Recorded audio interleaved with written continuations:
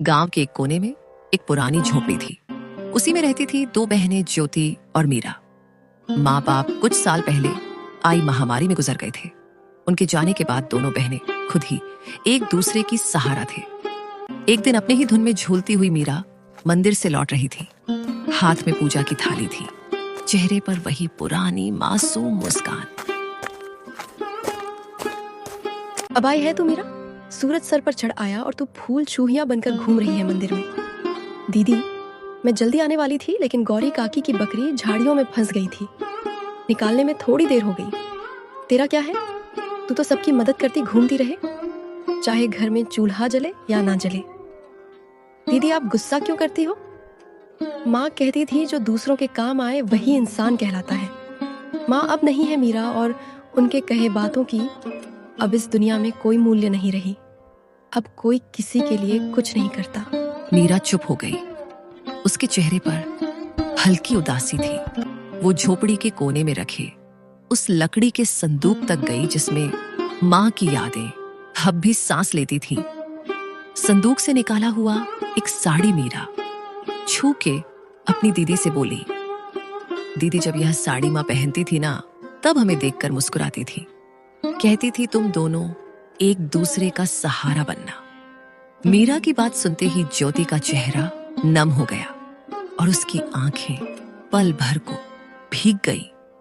लेकिन ज्योति अपनी भावनाओं को छुपाते हुए मीरा से बोली, मैं तुझसे सख्त हूं मीरा, क्योंकि मैं डरती हूं अगर तुझे भी एक दिन कुछ हो गया तो मैं अकेले कैसे जीऊंगी।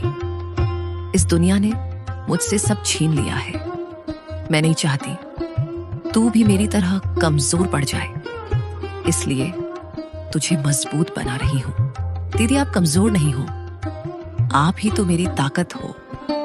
अगर आप मेरा हाथ थामे रखो तो दुनिया की आंधी भी मुझे हिला नहीं सकती।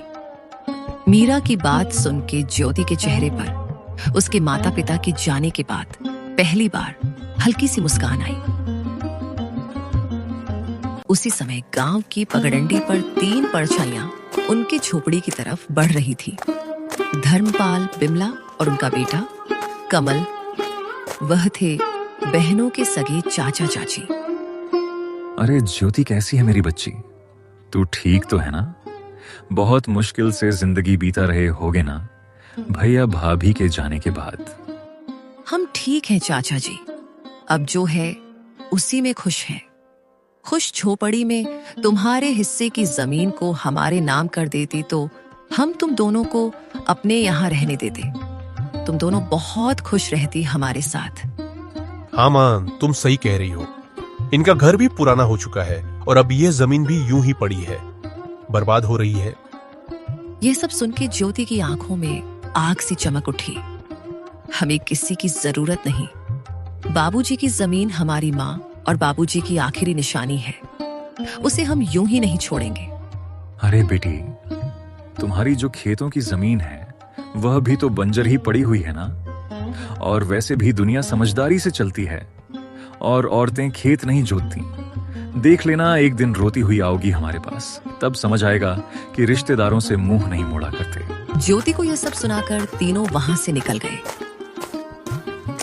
लेकिन मीरा यह सब घर के अंदर से सुन रही थी। यह सुन के उसका चेहरा उतर गया। दीदी, क्या सच में हम अकेले पड़ जाएंगे? वो लोग हमारी जमीन लेना चाहते हैं ना? हाँ मीरा, पर जब तक मैं जिंदा हूं कोई हमारी जमीन छू भी नहीं सकता। तुझे कुछ नहीं होने दूंगी। रात को चूल्हे के आगे बैठी हुई मीरा अपनी दीदी से बोली, दीदी, माँ की साड़ी मैंने संभाल के फिर से संदूक में रख दी है।